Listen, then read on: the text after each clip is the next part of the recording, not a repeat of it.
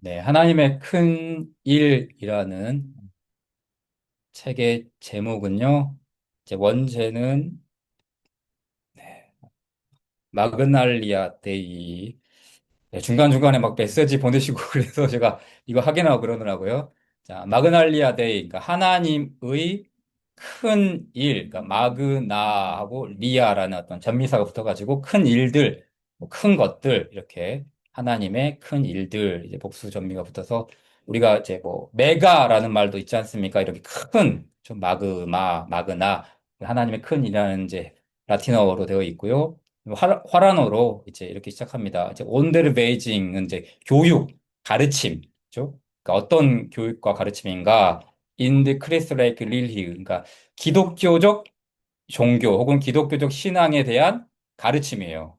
근데 이 기독교적 신앙에 대한 가르침이 어떤 이제 뭐 분파 혹은 어떤 그런 관점을 가지고 있는가 했을 때뭐 뭐냐면 경건주의도 있고, 뭐 천주교도 있고, 뭐 학론파도 있고, 다양한 관점들이 있지 않습니까? 근데 이 기독교적 신앙의 가르침이 어디에 근거하는가? 나르 허포르메르 블레이데니스. 그러니까 개혁파 신앙 고백을 따른, 그러니까 개혁주의죠. 개혁파 신앙 고백을 따른 기독교 신앙에 대한 교육, 가르침. 이거예요. 그러니까 이제 일반 성도들을 위해서, 그러니까 교육하겠다.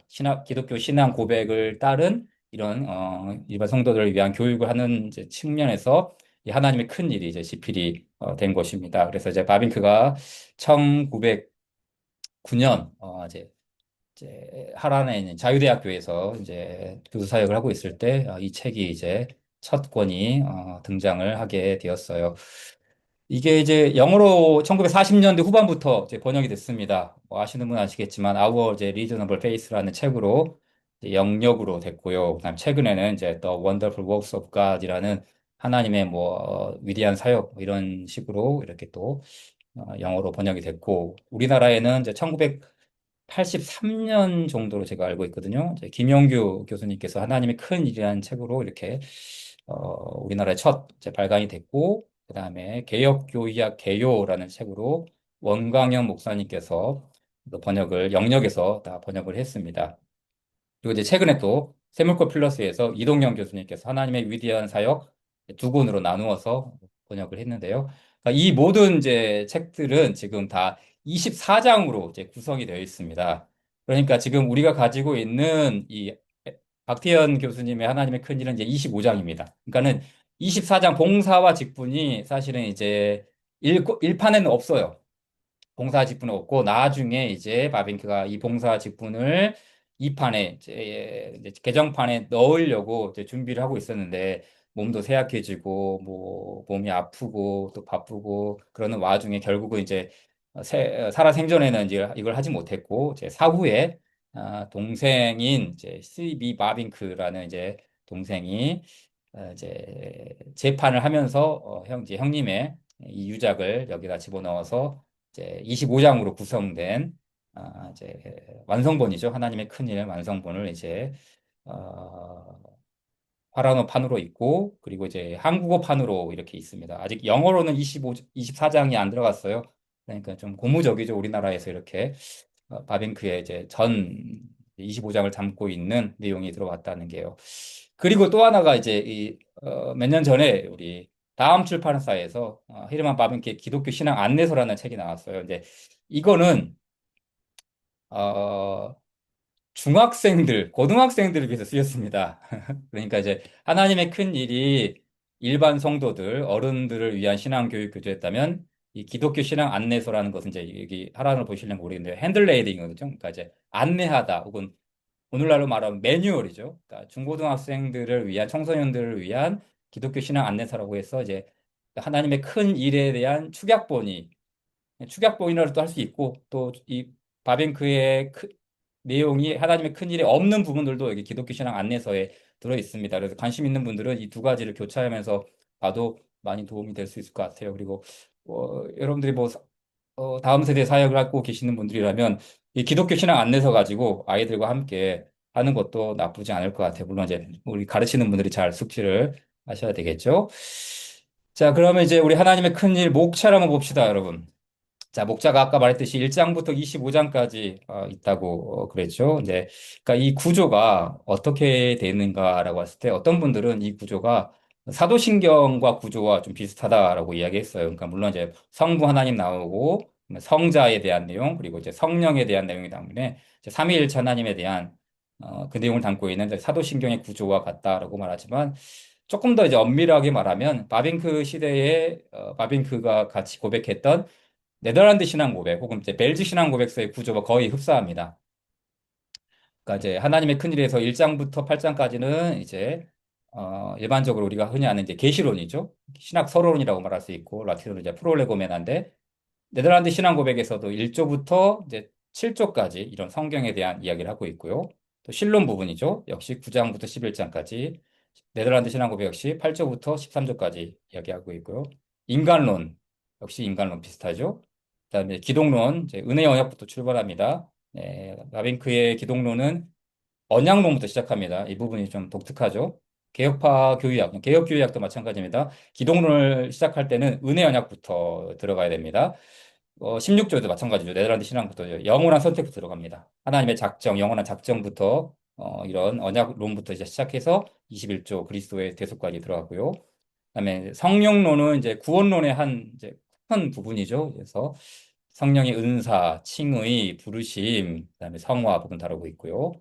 네덜란드 신앙 고백 역시 마찬가지고요. 그리고 조금 더 다른 점이 있다면 이제 하나님의 큰 일은 이제 교회와 종말론 부분, 직분론 좀 다루고 있지만 네덜란드 신앙 고백은 조금 더 넓게 뭐 정치 부분들도 이렇게 함께 다루고 있고 국가에 대한 부분들도 좀 다루고 있기 때문에 네덜란드 신앙 고백이 조금 더 폭넓게 제시되고 있지만 그렇지만 이런 이제 신앙 고백을 따른 교육적 관점을 이제 하나님의 큰 일에서 다루고 있어요. 그러니까 이제 이런 그 위치랄지, 그러니까 이제 신학의 로키라고 그러죠. 이제 이 위치가 왜 중요한가라고 했을 때, 자, 요 부분 보면 좋을 것 같아요.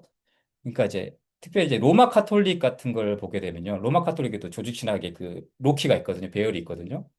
자, 아퀴나스는 이제 자신의 이제 조직신학 이제 교리학에서 하나님을 먼저 시작합니다. 그러니까 최고의 선이신 하나님. 뭐 마찬가지로 우리 바빙크의 하나님의 큰일에서도 최고 선이신 하나님부터 시작하죠. 그리고 그 하나님이 가장 위대하시고 그리고 그 하나님이 초자연에 계신다. 그리고 인간은 그 하나님을 향유해야 되고 그 하나님께로 가야 된다는 목적을 신론에서 다룹니다. 그 다음에 로마 카톨릭의 조직 신학에서는 인간의 목적을 다룹니다. 근데 이 인간이 죄로 인해서 타락했다는 것까지는 함께 공유합니다. 근데 여기서 좀 갈리는 부분이 있어요. 그 다음에 인간론이 나온 다음에요. 기독론과 성례론을 다룹니다. 그러니까 왜 이 위치가 신론에서 인간론, 그 다음에 기독론과 성례, 교회론으로 흘러가는가? 인간이 죄로 인하여 타락했는데 하나님께로 가기 위해서는 인간 스스로는 할 수 없잖아요. 그래서 뭐가 개입합니까? 성례, 그렇죠. 성례가 여기에 개입하게 됩니다. 초자연으로 가기 위해서 인간의 이 자연적인 상태를 초자연으로 이끌어 나가기 위해서 성례가 주입함으로써 이제 일종의 수단화시키는 거죠. 그렇죠. 그러니까 이 개혁교육학도 그렇고 우리가 배우는 조직신학의 어떤 그 로키들, 위치들이 일종의 우리의 그 구원의 순서를 결정짓는 혹은 바른 이제 관점을 제시하는 이런 내용들을 좀 다루고 있다라고 하는 것이죠. 그래서 어떻게 우리 신학을 하냐가 신학의 정체성을 결정 짓는다 할 수가 있겠죠. 그래서 이제 네, 보십시오. 네, 여기 개혁주의 신앙 고백 따른 이제 하나님의 큰 일의 이제 관점은 로마서 11장 36절에 있는 말씀이죠. 만물이 주에게서 나오고 주로 말미암고 주에게로 돌아감이라. 그에게 영광이 세세히 있을지어다. 이게 바로 일종의 예배 혹은 성령이라고 할 수 있겠죠. 그러니까 모든 것들이 하나님으로부터 나오고, 그렇죠? 계시, 하나님을 아는 지식, 만물이 주에게서 나오고, 인간은 그 하나님께로 갈 수가 없는데 그리스도로 말미암아 우리가 주로 말미암아 주님의 은혜 덕분에 하나님께로 나아갈 수 있고 그리고 그 모든 구원의 은혜를 받은 사람들은 주에게로 돌아감이라 영광이 그에게 세세토록 있을지어다. 이런 이제 예배의 형식에 따라서 이 신학의 그 로키들이 이제 형성된다는 것. 이게 바로 이제 개혁파 신앙 고백의 일종의 독특한 측면이라 말할 수 있을 것 같아요. 그러니까, 그러니까 신학이 하나님 중심이냐, 혹은 인간 경험 중심이냐, 이성 중심이냐, 이 부분도 굉장히 중요하죠. 그러니까 이제 신학이 신학이 될 수 있는 것은 철저하게 이제 하나님 중심으로 볼 수밖에 없는 것이죠. 그게 무슨 말이냐면 우리나라에 이제 종교학이 있죠, 종교학. 크게 이제 우리나라에서 종교학과를 가지고 있는 대학이 두 군데가 있어요. 하나는 이제 서울대학교 종교학과고요. 그다음에 서강대학교 종교학과가 이제 큰 종교학과로서 명맥을 지금 유지하고 있는데 이 종교학과에서는 뭘 가르칠까요? 종교를 가르쳐요. 근데 종교를 가르치는데 어떤 방식으로 종교를 가르치냐면 우리처럼 이 계시를 다루지 않습니다. 종교학에서는 계시를 다루지 않아요. 종교학에서는 뭘 다룹니까? 인간의 종교적 경험을 다룹니다. 종교 현상, 종교 체험, 종교 사회학, 종교 심리학. 그렇죠? 그러니까 인간이 어떤 종교성을 가지고 있는가, 어떤 인간이 어떤 종교적 경험을 하고 있는가, 인간이 어떤 종교의 욕망 속에서 무엇을 추구하고 있는가. 그러니까 종교학은 신학이라고 말할 수가 없죠. 종교학은 뭡니까? 인간학이죠. 그렇죠. 인간의 종교적 현상과 경험을 연구하기 때문에 종교를 우리는 신학이라고 말하지 않고 또 종교학에서는 신학일 수가 없죠. 왜냐하면 계시를 다루지 않기 때문이죠. 계시는 거기서는 그 하나님이라는 실제하시는 분과 그 하나님께서 계시하신다는 그런 관점을 가지고 있지 않습니다. 그래서 바빙크는 신학다운 신학을 한다라고 말할 수가 있겠죠. 왜냐하면 바빙크가 우리가 이제 앞으로 보겠지만 철저하게 시작하는 게 뭐냐면은 이겁니다. 하나님을 아는 지식의 그 계시론부터 시작하기 때문에 이 종교학이 아니라 신학이 신학일 수 있는 이유가 바로 그 하나님께서 우리에게 계시하신다는 그 측면을 강조하기 때문에 하나님 중심의 신학을 할 수 있다라고 말할 수 있는 것이죠. 자, 바빙크의 하나님의 큰 이제 서러운 부분에서 이 부분 한번 읽어보도록 하겠습니다. 제가 읽어볼게요. 여기서 이제 바빙크와 신칼뱅주의 특징을 조금 우리가 찾아볼 수 있는데요. 그 책들은 오늘날 새로운 생명으로 다시 깨어날 수 없다. 나아가 그것들은 더는 젊은 세대에게 말을 걸지 못한다. 오히려 기독교가 현대에는 유효하지 않다는 생각을 심어줄 수도 있다. 그러므로 우리는 단순히 선조들의 유산을 보존하는 데 머물지 말아야 한다. 그들의 믿음을 이어받되 동일한 진리를 우리 시대의 언어와 사유로 증언할 새로운 작품이 절실히 필요하다라고 했어요. 그러니까 자 바빙크가 그 책들은 그러니까 앞에서 그러니까 바빙크 선조 시대에 뭐 아브라함 브라이겔이나 아니면은 좀 훌륭한 믿음의 선배들 16세기, 17세기 개혁파 정통주의 신학자들이 있었단 말이죠. 근데 그러한 가르침과 그런 책들은 오늘날에는 새로운 생명으로 다시 깨어날 수 없다라고 좀 딱 잘라 말합니다. 이것은 이제 그런 것들을 무시하는 것이 아니라 바빙크 시대에는 조금 더 오늘날과는 조금 다른 점이 있을 것 같아요. 왜냐하면 그 당 19세기 말에는 워낙 이제 현대 그 당시에 기술 문명이 발달하고 있는 시대였고 그리고 이제 무신론이 부상하고 있는 시대였기 때문에 바빙크에게 있어서 그 옛날의 작품들을 그냥 앵무새처럼 반복하는 것은 그 현 시대의 젊은이들에게는 어느 정도의 유익이 있을 것인가. 그렇기 때문에 어떻게 말합니까? 단순히 선조들의 유산을 보존하는 데 머물지 말아야 한다. 그리고 어떻게 얘기해요? 그들의 믿음을 이어받되 동일한 진리를 우리 시대의 언어와 사유로 증언할 새로운 작품이 절실히 필요하다라고 하면서 지금 이 자신이 마그날리에 대해 하나님의 큰 일을 쓰고 있다라고 이야기하죠. 여기서 특징이 뭐겠습니까? 와빙크와 더 넓게는 이제 신칼빙주의 특징은 뭐죠? 여기 제가 힌트를 줬죠. orthodox yet modern입니다. 그러니까 정통적이지만 현대적이라는 것이죠. 그렇죠? 선조들의 유산, 정통적이죠. 그렇지만 우리 시대의 언어와 사유로 증언할 새로운 작품, 현대적이죠. orthodox at modern. 그러니까 현대적이고 정통적인 관점을 가지고 작업했던 것들이 다 바빙크의 작품들입니다. 개혁교회학도 마찬가지고, 그리고 뭐 이 하나님의 큰 일, 또 바빙크가 우리에게는 아직 번역되어 있지 않지만 뭐 기독교 심리학이랄지 기독교 교육학이랄지 이 모든 기독교와 관련된 작품들은 다 현대적 관점들을 녹여놓고 있다라는 사실이죠. 그래서 이제 정통과 현대를 붙잡고 있는 것이 이제 바빙크와 신칼뱅지의 특징이라고 말할 수 있을 것 같아요. 자, 그럼 이제 본격적으로 1장 한번 들어가 보도록 하겠습니다. 제가 1장을 계속 하고 있는데요. 제가 저 혼자 계속 읽으니까 네, 네, 재미가 없는 것 같아서요. 제 1장 부분요. 네, 우리 좀 부탁을 드리겠습니다. 네, 뭡니까? 김세영 목사님, 네, 김세영 목사님, 한번 1장 읽어주시면 감사하겠습니다. 혹시 가능하시나요? 예, 네, 고맙습니다. 하나님의 큰 일은 교의학의 통상적인 출발점, 곧 하나님의 존재나 계시가 아니라 인간의 물음에서 시작합니다. 인간에게 가장 좋은 것은 무엇인가?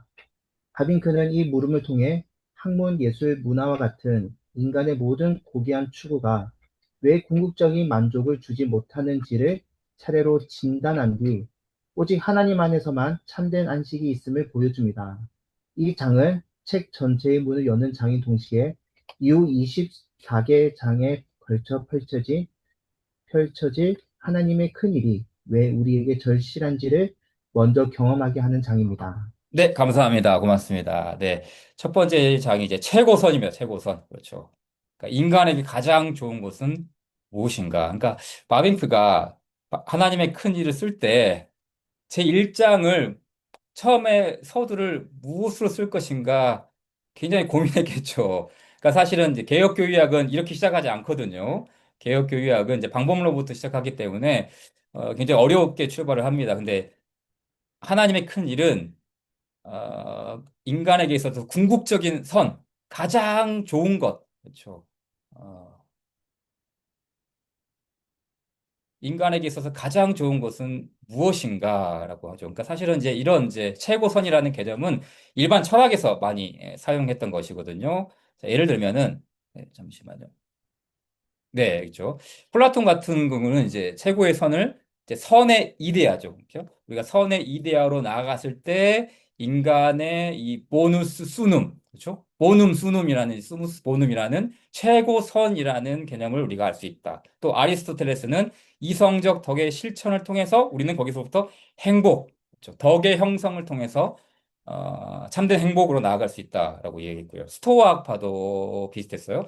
자연 질서에 순응함으로써 우리는 올바른 이성을 어, 갖춤으로써 행복을 누릴 수 있다라고 했고 에피쿠로스 학파는 우리가 잘 아는 것처럼 쾌락이죠. 정신적 어떤 평정심을 추구함으로써 이제 참된 쾌락이 인간의 최고선이다라고 했죠. 이런 측면에서 아우구스티누스가 고백록 1장에서 이런 이야기를 했죠. 최고선이 뭔가? 인간의 마음은 하나님을 위해 지음받았으며 그분의 품 안에서 안식할 때까지 결코 안식을 얻지 못한다. 그게 무슨 말입니까? 한마디로 말해 인간에게 있어서 최고선은 하나님이다. 그 얘기하고 있는 겁니다. 그렇죠. 인간에게 있어서 최고선은 선의 이데아도 아니고 덕의 형성도 아니고 올바른 수능도 아니고 참된 쾌락도 아니라 하나님이다. 이게 이제 이 아우구스티누스의 명제죠. 이거를 이제 바벤크가 그대로 사실은 이제 가져와서 이제 자기 시대의 언어로 이제 표현해 놓은 것이 이제 1장의 내용입니다. 자, 제가 이 부분 한번 읽어보도록 하겠습니다. 바빙크에게 최고선은 철학적 논쟁의 대상이 아닙니다. 그러니까 앞에 있는 이런 여러 가지 철학자들과 계속 논쟁했다는 게 아니에요. 바로 얘기하는 것입니다. 그것은 하나님을 점점 더 닮아가는 삶, 곧 빛이시며 어둠이 조금 더 없으신 분을 알아감으로 도달하는 인간의 온전한 안식입니다. 바빙크는 1881년, 그러니까 이제 바빙크가 1883년에 이제 깜본 신학교의 교수로 이제 임용이 되거든요. 그러니까 81년이면 이제 레이든에서 이제 박사 학위를 하고 있을 텐데, 그때 이제 깜번과 계속 왔다 갔다 하면서 이제 아버지 목사님이 이제 그 깜번에서 목회 활동을 하고 있었기 때문에 깜번 신학교의 그 원우들이죠. 그 신학생들과 좀 교제를 했단 말이죠. 그 신학교에 동아리가 있었어요. 그 동아리 이름이 믿음을, 이성을 추구하는 믿음. 예, 그렇죠.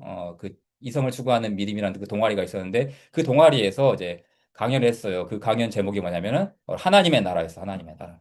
바로 이 하나님의 나라, 그러니까 최고선을 말하는 거죠. 여기서 하나님의 나라가 뭔가라고 했을 때, 이거예요. 최고선에 대해서. 최고선이란 하나님의 형상대로 지음받은 인간이 그분 안에서 참된 자기 자신으로 회복되는 거. 그렇죠. 그러니까 인간은 하나님의 형상대로 지음받았기에 아우구스티스의 말을 따라서 말한다면 그 하나님의 안식 안에서만 참된 평안과 만족을 누릴 수 있다는 것이죠. 인간은 하나님의 형상대로 지음받은 것이기 때문에 그분 안에서 참된 자기 자신으로 회복되는 것. 이게 바로 사실은 이제 바빙크가 1장부터 시작하면서 25장까지를 다 염두에 두고 있는 포괄적인 개념이죠. 자, 그래서 바빙크가 하나님의 큰 일을 세 가지로 요약합니다. 개혁교의학에서 보게 되면 뭐 아시는 분 아시겠지만 하나님께서 우리를 위해서 행하신 큰 일이 세 가지가 있다. 첫 번째는 뭡니까? 창조와 섭리입니다. 창조와 섭리. 그렇죠? 바빙크는 창조만을 말하지 않고 창조와 섭리를 항상 같이 갑니다. 그 하나님께서 세상을 창조하시고 그분이 섭리로 이 세상을 다스리신다. 그래서 창조와 섭리를 가장 큰 일로 첫 번째로 뻗고요. 두 번째는 뭡니까? 그 하나님께서 인간을 구원하기 위해 인간의 육신을 취하셨다. 성육신이죠. 그렇죠? 두 번째, 성육신이 가장 큰 두 번째로 큰 일이고요. 세 번째는 뭘까요? 네, 성령을 보내주신 일입니다. 그렇죠? 예. 우리 가운데에 성령을 보내주셔서 예수 그리스도를 주로 믿게 하시고 하나님을 아빠 아버지라 부르게 하시고 주의 교회의 영이 되어 주셔서 우리로 하여금 그 교회의 영을 누리며 살아갈 수 있도록 이 세 가지 그렇죠. 창조, 섭리, 그리고 성육신, 그리고 이제 성령의 기름 부음 이 세 가지의 하나님의 큰 일을 통해서 결국 궁극적인 목적이 뭡니까? 하나님의 형상대로 지음받은 인간이 자기 자신으로 온전한 자기 자신으로 회복되는 것 이것을 염두에 두고 25장 전체를 염두에 두고 1장을 최고 선으로서 이제 시작했다는 것이죠. 자, 그럼 이제 바빙크가 세 가지 나아가는 길, 이제 하나님께로 나아갈 수 없는 그 세 가지 길이 무엇인지를 제시하는데요. 자, 첫째는 학문입니다. 제가 읽을게요. 바빙크는 학문 자체를 부정하지 않습니다. 그러나 지식은 도덕적 토대 없이는 죄의 도구가 됩니다. 머리가 지식으로 가득 차더라도 타락한 마음을 섬기게 되면 더 큰 악을 도모하는 수단이 될 뿐입니다. 바울 사도가 모든 비밀과 모든 지식을 알고 또 산을 옮길 만한 모든 믿음이 있을지라도 사랑이 없으면 내가 아무것도 아니오라고 한 것은 바로 이 점을 가리킵니다. 둘째는 예술입니다. 예술은 이 땅의 불협 화음이 정화된 이상적 세계를 우리 앞에 펼쳐 보여주며 타락한 세상 속에 감추어진 아름다움을 발견하게 합니다. 그러나 예술이 보여주는 아름다움은 상상 속에서만 누릴 수 있을 뿐 이상과 현실 사이의 간극을 메우지는 못합니다. 예술은 멀리서 가나안의 영광을 보여주지만 우리를 더 나은 나라로 데려가지는 못합니다. 예술은 많은 것이지만 전부는 아닙니다. 예술은 죄를 화해시키지 못하고 우리의 더러움을 씻지 못하고 인고의 눈물을 닦아주지도 못합니다. 셋째는 문명과 인류애입니다. 바벤크는 박애주의적 이상의 진보를 부정하지 않았습니다. 바빙크는 자기 시대가 가난한 자와 병든 자, 과부와 고아를 돌보는 방식이 이전보다 나아졌음을 상기시킵니다. 그러니까 이제 바빙크 시대에 그러니까 19세기는 여기서 말한 것처럼 문명과 인류애가 많이 발달했어요. 자, 문명과 인류애가 무엇 때문에 발달했는가? 역설적으로 프랑스 혁명이죠. 프랑스 혁명. 자, 프랑스 혁명이 가져온 여파는 기독교에도 큰 뭐 힘든 이제 이런 여파를 남겼지만 동시에 사회에는 이제 뭐 그렇죠 뭐 박애주의적 어떤 이상이나 평등이나 혹은 이제 뭐 관용이라 할지 이런 이제 정신들을 많이 일반 사회에 좋은 영향을 주기도 했죠. 그래서 그런 진보를 부정하지는 않았어요. 그리고 가난한 자와 병든 자, 과부와 고법을 돌보는 방식이 이전보다 나아졌다. 어, 그러니까 프랑스 혁명과 동시에 아울러서 바비크 시대 19세기에 네덜란드에 일어났던 게 뭐냐면 막시즘이죠. 이제 공산주의 혹은 이제 사회주의 사상들이 이제 많이 이제 발흥하면서 이제 이런 이제 뭐 가난한 자들 위한 것, 병든 자를 위한 것 이런 부분들도 어느 정도 이런 사회 속에서 영향력을 미쳤다는 것을 바빙크 또한 그것을 인정합니다. 그러니까 그거에 대한 또 모든 사상들을 다 받아들이지는 않지만 그런 이제 사상들이 좀 그 시대에 선한 영향력을 주었던 것들은 어느 정도 이제 인식을 하는 것이죠. 그럼에도 불구하고 바빙크 시대에 만몬주의가 있었다는 거죠. 또 성적인 타락, 약물 중독, 19세기 말입니다. 21세기의 대한민국, 21세기 미국이 아닙니다. 여전히 그 시대에도 만몬주의와 성적인 타락과 약물 중독과 같은 그런 악의 행렬이 있었다는 것이죠. 그러면서 하는 말이 뭐예요? 과연 인류가 전진하고 있는가? 인류가 진보하고 있는가라는 것이죠. 근데 이런 부분들은 오늘날에도 참 우리가 좀 생각할 부분들이 많죠. 네. AI 시대지 않습니까? 이 AI 시대에 과연 인류가 진보하고 있는가? 네. 우리는 엄청나게 지금 진보하고 있다고 말하지 않습니까? 어, 근데 과연 인류가 전진하고 있는가라는 것 역시 우리도 한번 고민할 필요가 있는 것이죠.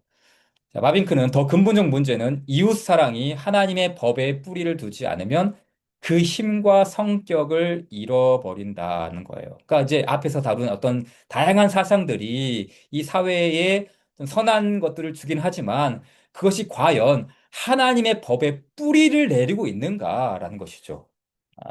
그게 아니라는 것이죠. 왜냐하면 이웃 사랑은 인간의 마음에서 저절로 솟아나는 것이 아니라 자기 중심성이라는 강력한 힘에 맞서 끊임없이 유지해야 하는 것이기 때문이라는 것이죠. 자, 1장의 제목이 최고선이지 않습니까?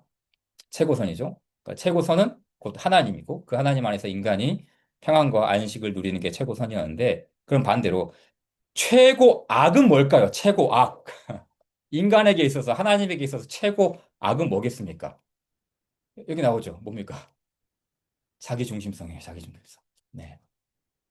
바빙크는 이제 특별히 이제 개혁파 윤리학이죠. 개혁파 윤리학에서 그 악을 그렇죠. 그 악의 본질을 이걸 다뤄요. 자기 중심성입니다. 자기 중심성.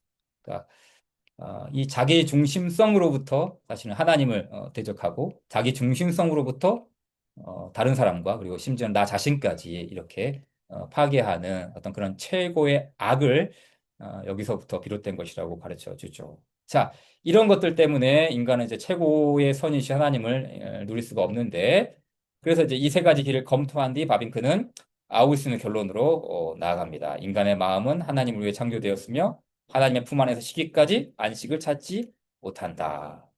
자, 모든 사람은 사실 하나님을 찾고 있습니다. 그러나 모두가 올바른 방법으로 올바른 곳에서 찾지는 않습니다. 아래에서 찾지만 그분은 위에 계시고, 땅에서 찾지만 그분은 하늘에 계시고, 먼 곳에서 찾지만 그분은 가까이 계십니다. 돈과 재산과 명예, 권력과 쾌락에서 찾지만 그분은 높고 거룩한 곳에서, 그리고 마음이 통회하고 겸손한 자와 함께 거하십니다. 그러나 인간은 이 하나님을 찾으면서도 동시에 도망칩니다. 네, 이게 이제 일종의 역설이죠, 역설이죠. 모든 사람은 하나님을 찾고 있어요. 아, 이- 이게 이제 일종의 나중에 또 설명하겠지만 그 종교적 씨앗, 종교의 씨앗이라는 어떤 그 하나님의 형상으로 창조된 인간의 본질적 상태죠. 하나님을 찾고 있는 인간의 종교적인 마음. 깔비는 이것을 이제 신성의 감각이라고 이야기를 했죠. 근데 하나님을 찾고 있지만 동시에 도망친다라고 이야기하죠. 왜죠? 네. 죄인이기 때문이죠. 그렇죠. 인간은 하나님을 찾고 있는 종교적인 갈망과 종교적인 욕망이 있지만, 그러나 동시에 인간은 자신이 죄인이라는 것을, 그렇죠. 하나님 앞에 설 수 없다라는 사실들을 본능적으로 알게 되죠. 아담이, 그렇죠.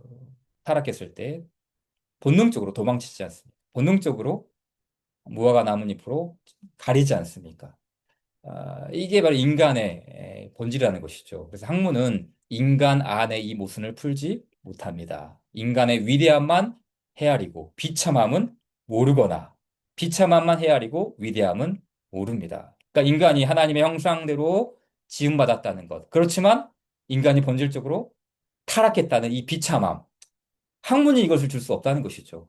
오직 성경이 이것을 알고 있고 성경만이 인간의 이 수수께끼 같은 본질을 하나님 안에서 찾을 수 있다라고 이야기를 해 줍니다. 자, 핵심 문장 가보도록 하겠습니다. 인간의 마음은 하나님을 위해 지음받았으며 그분의 품 안에서 안식할 때까지 결국 안식을 얻지 못한다. 앞에 설명했던 것처럼 이 문장이 25개장 전체의 출발점이라고 할 수 있습니다. 하나님의 큰 일, 창조, 성육신, 성령 강림. 그렇죠. 이것을 통해서 우리가 바로 이 은혜를 누릴 수 있다라는 사실로 나아가기 위해 이 맥락을 이제 설정해 놓은 것이고요. 두 번째는 인간은 오직 하나님 안에서만 그 해답을 찾을 수 있는 하나의 수수께끼다. 이게 이제 일장의 마지막 문제입니다. 인간은 수수께끼다. 이렇게 끝나죠. 그러니까 학문도 예술도 문화도 인간의 이 모순을 풀지 못한다. 그래서 성경만이 인간의 신적 기원, 네. 그러니까 인간의 본질이 무엇인지, 인간의 신적 기원을 이제 성경이 가르쳐 주고 있고, 동시에 그런 인간이 타락했다는 것을 역시 성경만이 가르쳐 준다라고 하면서 이제 이 일장이 마치고 바로 이 성경론으로 넘어가기 위한 이제 포섭을 일종의 빌드업을 지금 하고 있는 것이죠. 그래서 일장에 이제 이 인간은 수수께끼인데 이 수수께끼를 풀기 위해서 우리가 무엇을 펼쳐야 되는가? 성경을 펼쳐야 된다. 그래서 이제 이 성경으로 넘어가기 위한 일종의 하나의 이제 다리를 걸쳐 놓고 있다는 것이죠. 자, 이 부분은 우리 조금 더 좀 살펴보기 위해서요. 개혁교의학 한번 보도록 하겠습니다. 제가 좀 요약해서 가지고 왔는데요. 바빙크가 개혁교의학 1권에서 이제 동방과 서방의 기독교에 대한 또 관점들을 다루면서 이제 서방을 다룰 때, 서방 신학의 출발점을 다룰 때 서방 신학의 최고복은 역시 아우구스티누스다라고 이제 이야기하죠. 그러면서 이제 아우구스티누스가 훗날 교의학 서론에서 취급하게 될 모든 신학적 질문들을 선명하게 해설하고 궁극적인 심리학적 문제들과 순이지적 문제들, 그러니까 이 바빙크 개혁교의학 책에서는 이제 순이지적이랑 굉장히 좀 어려운 말을 썼는데 이거 인식론입니다. 인식론. 인식론적 문제들을 간파한 최초의 신학자였다라고 했어요. 그래서 이 헤르만 바빙크가 이제 아구스티누스를 말하면서 그의 확고한 출발점은 인간의 자기 의식, 단 하나여 동일한 진리, 그리고 행복, 선에 대한 근절할 수 없는 인간의 열망과 필요. 그렇죠. 예, 바로 이게 하나님을 열망하는 인간의 필요가 있다라는 사실을 이제 아우구스티누스가 이제 밝혔다라고 이야기하는 것이죠. 그래서 하나님은 최고의 진리이며 최상의 존재요, 유일한 선이며 영원한 근거요, 만물의 기초 원리다. 그러므로 하나님이 충만한 진리, 존재, 선, 미 자체이므로 오직 하나님 안에 인간의 안식, 인간의 생각과 의지의 안식이 있다. 그렇죠. 아구스티누스의 고백이죠. 이걸 그대로 가지고 왔죠. 그 다음에 자기를 아는 지식과 하나님을 아는 지식은 두 기둥으로서 인간의 모든 생각은 그 사이에서 활동한다. 자, 두 가지를 얘기했어요. 자기를 아는 지식, 또 하나는 하나님을 아는 지식. 두 기둥, 인간에게는 이 두 기둥이 있다. 아, 누구의 관점과 유사하죠? 기독교 강요 장 깔뱅의 1장과 그 다음 장에 넘어가는 인간을 아는 지식과 하나님을 아는 지식. 그렇죠. 그러니까 아우구스티누스도 그렇고 칼빙도 그렇고 마빙크도 그렇고 바로 이 인식론에서 자신을 아는 지식과 하나님을 아는 지식 이 두 부분을 다루고 있다는 것입니다. 그 다음에 어, 그 조명론인데요. 아우구스티누스의 조명론인데요. 이 부분을 보면 좋을 것 같아요. 어, 나는 하나님과 영혼을 알기를 소원한다. 오, 내가 나를 알고, 오, 내가 당신을 알 수 있다면, 하나님은 영혼의 태양이다. 우리는 오직 그 빛 안에서, 그리고 그 빛을 통해서만 진리를 보고, 알 수 있다라고 했어요. 자, 이 조명론이, 자, 우리는 그 빛을 통해서만 진리를 보고 알 수 있다라는 말이 사실은 이제 우리가 잘 아는 성경에 나오는 말씀이에요. 혹시 성경을 잘 아시는 분들은 이 말씀이 어디 있는지 아십니까? 자, 제가 보여드릴게요. 시편 36편 9절입니다. 진실로 생명의 원천이 주께 있사오니 주의 빛 안에서 우리가 빛을 보리이다. 라고 했어요. 주의 빛 안에서 우리가 빛을 본다. 그러니까 이게 아우구스티누스의 이제 조명론이거든요. 그러니까 우리가 하나님을 알 수 있고 하나님을 관조할 수 있는 근거는 주의 빛. 근데 이 주의 빛이 뭔가라고 했을 때 요한복음에서는 뭐라고 합니까? 참 빛, 곧 세상에 와서 각 사람에게 비추는 빛이 있었다라고 하죠. 예수님이죠, 예수님. 그러니까 예수님께서 각 사람에게 빛을 비추고 있다라는 것이죠. 예수님께서. 그러니까 예수님, 그러니까 우리 칼뱅이나 뭐 바빙크나 이런 뭐 청교도나 보통 조명론은 이제 성령님을 이제 많이 강조하는데 아우구스티누스는 그리스도를 이제 조명론의 핵심으로 삼습니다. 그래서 그리스도께서 각 사람에게 빛을 비추죠. 그렇지만 빛이 있었지만 요한복음 말씀대로 어떻게 합니까? 자기 백성이 자기 자녀들이 하나님을 영접하지 않죠. 그분을 영접하지 않죠. 네. 그러니까 빛이 비춰졌지만 인간에게 주어진 그 죄로 말미암아서 우리가 바르게 바라볼 수 없다라는 사실이죠. 그런 이제 어두움들을 이제 제거해 나가는 것, 이런 이제 관점들이 이제 아구스티누스의 이제 조명론의 한 축을 이제 형성하고요. 사실 이제 이런 내용들은 이제 C.S. 루이스도 굉장히 이제 비슷한 이야기를 했어요. 제가 읽어볼게요. 저는 태양이 떠오른 것을 믿듯 기독교를 믿습니다. 태양을 보기 때문만이 아니라 태양에 의해 다른 모든 것을 보기 때문입니다. 시편의 말씀으로 말씀하면 주의 빛 안에서 우리가 빛을 본다라는 것이죠. 그래서 태양 자체를 볼 수도 있고 그 대신 태양이 비춰주는 것들을 보고 우리의 지적, 도덕적, 미적 시야를 넓힐 수도 있다. 우리는 진선미를 명확하게 보게 해주는 렌즈를 받아 참된 것, 선한 것, 아름다운 것들을 더 분명하게 볼 수 있다라고 이렇게 이야기를 합니다. 그러니까 사실은 이제 C.S. 루이스가 뭐 아구스티누스를 읽었는지 안 읽었는지 정확히 잘 알지는 못하겠어요. 그러나 굉장히 좀 유사한 관점들을 많이 이제 비춰주고 있죠.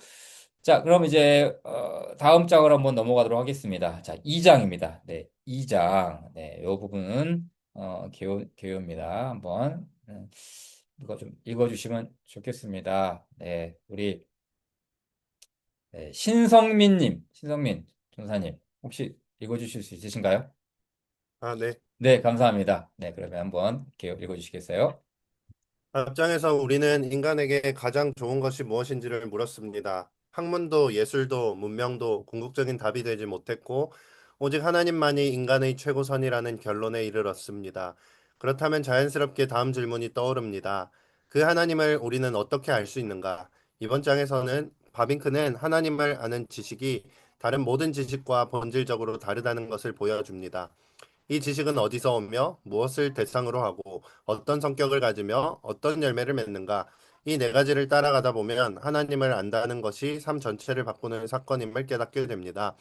이 장은 제3장 이후에 전개될 일반 계시와 특별 계시 논의의 토대를 놓는 장이기도 합니다. 네, 고맙습니다. 계속 해주시면 좋겠습니다. 계속 할게요. 네, 해설. 바빙크는 이 장을 성경 전체의 큰 그림으로 여기는데 그 폭이 놀랍습니다. 성경은 하나님이 자기 형상대로 사람을 만드신 이야기로 시작하고 하나님의 백성이 그분의 얼굴을 직접 뵙는 새 예루살렘의 장면으로 끝납니다. 이 처음과 끝 사이에 펼쳐지는 것이 하나님의 계시이며 그 내용을 한마디로 압축하면 은혜 언약의 약속, 곧 나는 너희의 하나님이 되고 너희는 나의 백성이 될 것이다입니다. 그리고 이 약속의 한가운데 꼭지점에 서 계신 분이 임마누엘 우리와 함께 하시는 하나님이신 그리스도입니다. 바빙크가 강조하는 것은 이 약속이 말에 그치지 않는다는 점입니다. 하나님의 말씀은 씨앗이며 그 씨앗은 역사의 과정을 통해 완전한 실현에 이릅니다.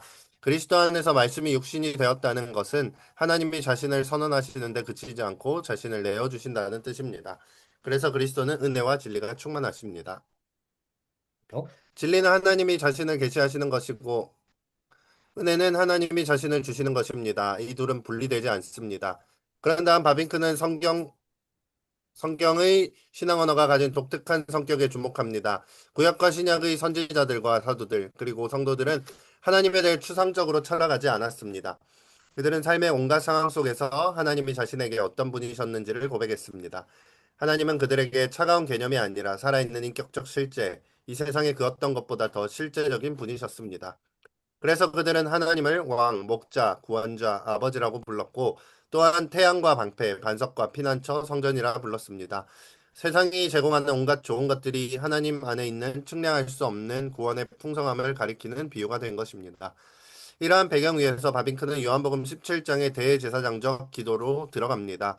예수님이 이 기도를 하신 때는 겟세마네 동산으로 향하시기 직전 곧 고난과 죽음을 앞둔 순간이었습니다. 이 기도에서 예수님은 영원한 생명이 무엇인지를 정의하십니다. 영생은 곧 유일하신 참 하나님과 그가 보내신 자 예수 그리스도를 아는 것이라고 하셨습니다. 바빙크는 여기서 말하는 알미 통상적인 지식과 근본적으로 다르다고 말하며 네 가지 차이를 제시합니다. 첫째, 기원이 다릅니다. 다른 지식은 우리 자신의 노력과 탐구로 얻을 수 있지만 하나님을 아는 지식은 전적으로 그리스도에게서 옵니다. 둘째, 대상이 다릅니다. 다른 모든 지식은 아무리 넓은 범위를 다루더라도 피조물의 영역에서 머물며 시간적인 것에 제한됩니다. 그러나 이 지식의 대상은 무한하시고 측량할 수 없으신 하나님 자신이십니다. 하지만 인간이 어떻게 높고 거룩하며 빛 가운데 거하시는 하나님을 알 수 있을까요? 인간의 능력으로는 불가능합니다. 오로지 아버지를 보시고 선언하신 그리스도의 증언이 있기에 가능합니다. 셋째, 본질이 다릅니다. 바빙크는 여기서 정보로서의 암과 인격적 알을 구별합니다. 책에서 어떤 식물이나 동물에 대한 정보를 얻는 것과 그것을 직접 아는 것은 다릅니다. 정보는 머리만의 일이지만 참된 알매는 마음의 관여가 있습니다. 하나님에 대해서도 마찬가지입니다. 하나님의 뜻에 대한 지식을 가지고 있으면서도 그 뜻을 행할 마음의 준비가 없는 것이 가능합니다. 주여 주여 하면서도 천국에 들어가지 못하는 경우가 바로 이것입니다. 예수님이 말씀하신 알은 예수님 자신이 아버지를 아시던 방식과 같은 종류의 알미입니다. 예수님에게는 아는 것과 사랑하는 것이 하나였습니다. 그래서 바빙크는 하나님을 아는 지식을 믿음의 지식이라고 부릅니다. 넷째, 효과가 다릅니다. 이 지식의 열매는 영원한 생명입니다. 사람들 사이에서도 가장 풍부한 삶은 가장 많이 아는 사람의 삶입니다. 그러나 이 모든 차이는 정도의 차이에 불과합니다. 이 세상의 자원만으로 살아가는 생명은 아무리 풍성해도 결국 죽음으로 끝납니다. 그러나 하나님을 아는 지식은 피조물이 아니라 유일하시고 참되신 하나님에 대한 것이기에 그 지식은 곧 영원하고 새로운 생명 자체입니다. 바빙크는 그 장을 칼뱅의 제네바 교리 문답과 웨스트민스터 소요리 문답으로 마무리합니다. 인간 삶의 주된 목적은 무엇인가? 칼뱅의 답은 자신을 창조하신 하나님을 아는 것이었고, 웨스트민스터의 답은 하나님을 영화롭게 하고 영원토록 그분을 즐거워하는 것이었습니다. 네, 감사합니다. 고맙습니다. 네. 이 장의 제목은 이제 하나님을 아는 지식이었죠. 하나님을 아는 지식. 그러니까 이제 하나님에 관한 지식이죠. 우리가 하나님 자체를 알 수는 없어요. 그러니까 우리가 하나님을 알 수 있도록 우리에게 방편을 주셨죠. 그렇죠? 그러니까 하나님이란 대상을 우리가 이 신적 대상을 직접적으로 다이렉트로 우리가 하나님을 아는 건 아니죠. 하나님께서 우리에게 주신 일종의 이제 계시를 통해서 우리는 하나님을 어떤 방식을 통해서 알아가는 것이죠. 그래서 하나님을 아는 지식이 우리에게 분명히 있다라는 사실들을 전제한 이후부터 이렇게 이제 시작을 합니다. 그래서 이제 하나님을 아는 지식은 특별히 요한복음 17장 3절이죠. 영생은 곧 유일하신 참 하나님과 그가 보내신 자 예수 그리스도를 아는 것. 여기서 아마 그리스어가 기노마이 동사가 쓰였을 거예요. 기노마이. 그러니까 그리스도를 안다라는 것이고, 기도마이에 상응하는 히브리어가 야다죠, 야다. 그러니까 아담이 하와를 알았다. 깊이 아는 인격적인 암, 혹은 성적 관계를 떠올리는 암, 아주 깊이 아는 것이죠. 그래서 이 알미 기원이 다르다라고 말하죠. 그러니까 이것은 우리의 노력으로 얻어질 수 있는 게 아니라 전적으로 그리스도로부터 온다라는 것이죠. 그러니까 하나님을 우리가 알 수 있는 것이 아니라 하나님에 관하여 어떻게 해요? 그리스도로부터 그렇죠. 혹은 하나님의 계시로부터 이렇게 우리가 알 수 있다. 우리 인간의 노력과 탐구가 아니라는 것이죠. 그리고 그 대상이 다릅니다. 하나님 하나님은 아무리 우리가 세상의 다른 모든 지식은 아무리 넓은 범위를 다루라도 피조물의 영역에 머물며 시간적인 것에 제한됩니다. 그러나 이 지식의 대상은 무한하시고 측량할 수 없으신 하나님 자신이다라고 이야기를 하죠. 자, 그러니까 이제 우리가 하나님을 안다는 것도 사실은 그러니까 일정 부분밖에 알 수가 없는 거죠. 그러니까 하나님이 가지고 계시는 하나님의 그 지식, 하나님이 자신을 아는 지식을 우리가 다 알 수 있을까요? 그거 불가능하죠. 그렇죠. 하나님과 인간의 지식은 분명히 그 분량에 있어서만 뿐만 아니라 질에 있어서도 우리는 하나님이 자신을 아는 지식과 우리가 하나님 아는 지식은 같을 수가 없죠. 마치 비유로 말하자면 커다란 바닷물을 종이컵 안에 다 담을 수가 없죠. 네. 그러니까 우리가 인간이 하나님을 알 수 있는 그 지식의 총량은 종이컵 수준밖에 될 수가 없다라고 비유할 수가 있는 거겠죠. 자, 그래서 이제 이런 내용들을 쭉 이야기하면서요. 이 삶은 인격적인 삶이다. 그래서 하나님을 아는 것과 하나님을 살아가는 것은 결코 분리되지 않는다고 이야기를 합니다. 그래서 이제 우리가 하나님을 알아가는 그 지식이 하나님을 사랑하게 되고 하나님을 경외하게 되고 하나님께 순종하게 된다는 매우 경건한 교훈을 주고 있죠. 단지 우리의 또 교리적 지식이나 어떤 파편적인 정보를 우리에게 주는 것이 아니라 이런 하나님을 아는 지식을 통해서 특별히 하나님을 아는 지식, 이 하나님의 큰 일이라는 이 책을 통해서 우리의 믿음의 백성들이 하나님의 자녀들이 하나님을 더욱더 깊이 알고 하나님을 사랑하게 되는 그런 방향성을 경건하게 방향 지으면서 제 2장을 이제 마무리 지어줬습니다. 자, 이제 3장 계시로 가겠습니다. 이제 본격적으로 이제 하나님을 아는 지식이 어떻게 이제 실현되는지 이 부분. 네, 우리 이성원 목사님 한번 읽어주시면 감사하겠습니다. 읽어주실 수 있으신가요? 이성원 목사님?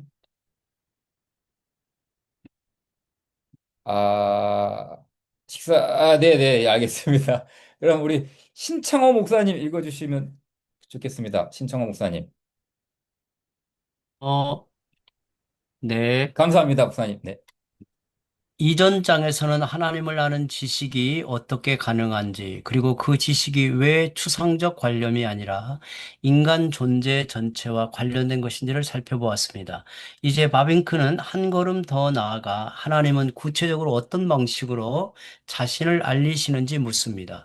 이 장은 일반 계시를 다룹니다. 하나님이 성경과 그리스도 이전에, 아니 그와 동시에 자연과 역사와 인간의 내면을 통해 자신을 드러내신다는 사실입니다. 바빙크에게 일반 계시는 특별 계시의 전제이자 동반자입니다. 이 장은 제4장과 제5, 6장의 출발점이면서 그리스도인이 세상과 문화를 어떤 시선으로 바라보아야 하는지를 가늠하게 해주는 장이기도 합니다. 네. 네, 우리가 오늘 5장까지 가야 되기 때문에요. 쉬지 않고 쭉 가겠습니다. 네, 3장 일반 계시 내용. 목사님 계속 이어주십시오. 이어주십시오. 하나님을 아는 지식은 인간의 탐구가 아니라 하나님이 자신을 알리시는 행위, 곧 계시에 근거합니다. 피조물에 대해서는 인간이 자연을 탐구하고 그 비밀을 캐낼 수 있는 능력과 사명을 부여받았습니다. 그러나 하나님에 대해서는 사정이 다릅니다. 그분은 절대적으로 독립적이며 우리는 그분에 대해 어떤 통제력이나 권한도 갖고 있지 않습니다. 그분은 보이지 않으시고 가까이 갈 수 없는 빛 가운데 거하시며 인간처럼 자기도 모르게 속내가 드러나는 일 없이 오직 자신의 뜻에 따라서만 자신을 나타내십니다. 바빙크는 일반 계시와 특별 계시의 공통된 세 가지 특성을 제시합니다. 첫째, 계시는 언제나 하나님 자신으로부터 나옵니다. 참된 의미 의미의 계시는 인격적인 하나님, 곧 자신이 누구인지를 알고 자신을 알리고자 하시는 하나님만이 하실 수 있습니다. 둘째, 하나님의 계시는 자기 계시입니다. 하나님은 계시의 출처이실 뿐 아니라 계시의 내용이기도 합니다. 네, 목사님 감사합니다. 이 부분은 제가 좀 설명을 해야 되니까 한번 제가 계속 이어갈게요. 자, 첫 번째는 뭐냐면은 계시는 언제나 하나님 자신으로부터 나온다라고 했어요. 그러니까 참된 의미의 계시는 인격적인 하나님입니다. 그래서 인격적인 하나님. 그러니까 바비크 당시에도 하나님에 대한 관념을 가진 사람들이 있었죠. 어떤 사람들이 있었어요? 이신론입니다. 이신론. 그러니까 하나님이 존재하지만 이 세상에 개입하지 않는 비인격적인 하나님, 혹은 이제 범신론자도 마찬가지예요. 범신론자. 신이 존재하지만 그러나 모든 물체에도 이렇게 있어 버리는, 그러니까 물질이 신격화되어 버리는, 그러니까 이제 인격적인 하나님이 아닌 것이죠. 그래서 참된 의미의 계시는 인격적인 하나님, 그래서 자신이 누구인지를 알고 자의식이 있는 것이죠. 그리고 자신을 알리고자 하시는 하나님. 그러니까 이런 것이죠. 제가 여러분과 함께 교제를 하는데 처음 만났고 오늘 이렇게 강독회를 하는데 여러분에게 제가 누구인지, 어떤 공부를 했는지, 어떤 교회에서 사역을 하고 있는지, 또 내가 어떠한 성품과 어떠한 특징과 어떠한 취미를 가지고 있는지 나 자신을 알리고자 하고 싶어 하는 마음이 있는 거겠죠. 그리고 그것을 실제로 알릴 수도 있고요. 인격적이라는 게 이제 그런 이제 의미가 있는 것이죠. 동시에 인간은 인간 관계에서 자신을 어, 좀 왜곡해서 알리기도 하죠. 그렇죠? 자신을 포장하거나 사실은 그렇지 않은데 다른 사람들에게 내가 좀 돋보이기 위해서 포장해서 자신을 이렇게 알리기도 하죠. 근데 참되시고 인격적인 하나님은 그렇지 않다라는 것이죠. 그분은 신실하시고 진실하시고 진리이시기 때문에 자신을 알리실 때 인간처럼 왜곡되게 알리는 것이 아니라 참되게, 그렇죠. 참되게 자신이 누구인지를 알리시는 그 하나님. 자, 그렇기 때문에 하나님의 계시는 하나님은 계시의 출처일 뿐 아니라 계시의 내용이기도 하다라고 이야기합니다. 자, 계속 제가 읽을게요. 다만 아무리 풍성한 계시라 하더라도 하나님의 자기 인식 자체와 동일할 수는 없다. 그러니까 우리가 이제 하나님을 알아가는, 그렇죠? 하나님이 자기를 아시는 지식과 우리가 하나님을 아는 지식은 결코 같지 않다라는 거예요. 자, 셋째, 계시의 목적은 궁극적으로 하나님의 영광이다. 그렇죠? 계시는 인간을 위해 주어지지만 인간에게서 끝나지 않고 인간이 하나님을 알고 섬기고 모든 피조물과 함께 그분께 합당한 영광을 돌리는 것. 이것이 바로 계시의 최종 목적. 로마서 11장 36절이죠. 만물이 주에게서 나오고 주로 말미암고 주에게로 돌아감이라. 영광이 그에게 세세토록 있을지어다. 계시론도 마찬가지라는 것이죠. 그렇죠? 계시론 역시 하나님께 대한 이제 성령을 올려드리는 것. 자, 이 토대 위에서 바빙크는 세상을 바라보는 그리스도인의 시선에 대해 이야기합니다. 그리스도 안에서 하나님을 알게 된 사람은 세상으로부터 격리되는 것이 아니라 자연과 역사 곳곳에서 하나님의 흔적을 발견합니다. 그리스도인은 편협한 사람이 아닙니다. 온 세상을 바라보며 그것을 자기 것으로 여기는 사람입니다. 왜냐하면 그는 그리스도의 것이고 그리스도는 하나님의 것이기 때문입니다. 이 지평 위에서 일반 계시와 특별 계시가 구별됩니다. 일반 계시에서 하나님은 자연 현상과 역사의 흐름을 통해 또 여기서는 들어가지 않지만 인간의 양심을 통해서도 자신을 알리시죠. 그 내용은 주로 능력과 지혜와 선하심. 일반적으로 그렇죠. 이 신이라는 존재가 하나님이라는 분이 능력과 지혜와 선하심 가운데 자신을 드러내신다라는 것들을 우리가 감지할 수 있다라는 것이죠. 그러나 특별 계시에서는 현현 나타나심이죠. 그렇죠? 구름 기둥과 불 기둥 같은 걸로 나타나심, 애연, 기적과 같은 비상한 수단을 사용하셔서 자신을 드러내십니다. 그래서 그 내용은 주로 거룩함과 의, 긍휼과 은혜, 하나님의 속성이 어떤 것인지를 특별 계시를 통해서 드러내 주신 것이죠. 바빙크는 이 두 계시를 이야기하면서 자연스럽게 은총이라는 말을 함께 씁니다. 계시가 하나님이 자신을 알리시는 행위라면 그 은총은 그 계시 안에 담긴 선물이기 때문입니다. 그래서 일반 은총은 죄의 파괴력을 억제하여 세상이 복음을 들을 수 있는 터를 마련하고 특별 은총은 그 터 위에서 죄를 용서하고 생명을 새롭게 한다. 그러니까 일반 계시와 일반 은총이 연결되죠. 특별 계시와 특별 은총이 연결됩니다. 그러니까 일반 계시 안에서 우리는 일반 은총이라는 그 은혜의 측면을 보존받을 수 있는 것이죠. 그래서 일반 은총의 특징은 죄의 파괴력을 억제하는 것입니다. 억제하는 거예요. 그렇죠? 그래서 세상이 복음을 들을 수 있는 터를 마련해 주는 것. 그러니까 일종의 변증이죠, 변증. 그렇죠? 그러니까 우리가 어, 복음을 들을 수 있도록 복음 앞에 나아가기까지 십자가 앞에 서기까지 어떤 방식이 필요합니까? 세상이 복음을 들을 수 있는 터를 마련해 주는 것. 변증이 그 역할을 하는 것이죠. 장애물들을 제거해 주고, 그렇죠? 그 하나님 앞에 나아가기 위한, 복음을 들을 수 있는 그 자리에 나아가기 위한 그러한 이제 과정들을 하기 위해서 우리는 뭘 사용하는 거예요? 일반 은총들이죠. 그렇죠? 일반 은총들의 관점들, 세상과 공유하는 관점들을 가지고, 이렇게 복음을 들을 수 있는 터를 마련해 주고, 그런 다음 특별 은총으로 죄의 용서함과 생명을 얻게 되는 거듭남의 은혜를 향해 나아가는 것. 그래서 이제 이게 이제 특별 은총, 일반 은총의 영역에서 한번 우리가 논의할 수 있는 부분인 것 같았어요. 자, 계속 읽어볼게요. 자, 오직 인간의 마음 속에서만 만나실 수 있다고 말한다면 자연 세계는 하나님과 무관한 영역이 되어버립니다. 그렇게 되면 자연을 다스리는 힘과 인간의 마음을 다스리는 하나님이 서로 다른 존재라는 생각, 곧 다실론이 고개를 들게 됩니다. 성경은 창조를 가르침으로써 하나님의 유일성과 세상의 통일성을 동시에 지켜냅니다. 이어서 바빙크는 신학에서 전통적으로 정리해온 하나님 존재의 6가지 논증, 우주론적 목적, 우주론적, 목적론적, 존재론적, 도덕주도 논증과 종교의 보편성 및 역사의 섭리에 근거한 2가지 논증. 그러니까 이제 이런 것들, 우주론적, 목적론적, 존재론적, 이게 다 뭡니까? 인간의 이성적 추론을 통해서 하나님을 알아간다라는 것이죠. 이런 것들이 필요하다는 것이죠. 그렇지만 충분하지는 않다. 그렇죠. 왜냐하면 하나님의 존재를 받아들이냐의 문제는 이성뿐 아니라 마음과 양심, 곧 사람의 전 존재가 관여하기 때문에 단지 이성만으로 우리가 하나님을 알아갈 수 있는가라고 했을 때 한계가 있다라는 것이죠. 자, 그래서 바빙크가 강조하는 게 이것입니다. 인간 안에 심어진 내적 계시가 필요하다라는 거예요. 그러니까 자연과 역사 속의 계시가 아무리 풍성하더라도 그렇죠. 바깥에서 외부에서 자연과 역사 속의 계시가 아무리 풍성하더라도 인간 안에 그것에 응답하는 그 무언가 바로 인간 안에 심어진 내적 계시 이것이 없다면 아무런 효력이 없을 것이다라고 해요. 그래서 하나님은 바깥의 계시에 더하여 인간의 영혼 안에도 자신을 심어 놓으셨습니다. 깔뱅은 이것을 신성에 대한 감각, 그리고 바빙크는 이것을 절대적 의존감이라고 부릅니다.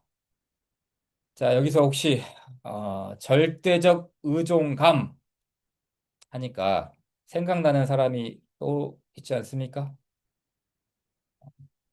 절대적 의존감, 의존 감정, 절대 의존 감정을 이렇게 강조한 현대 신학자가 누구죠? 슐라의 마어입니다. 슐라의 마어. 네. 절대 의존 감정. 독일어로 이제 게필이라는 용어를 쓰죠. 이제 절대적 의존감이라는 용어를 바빙크가 차용합니다.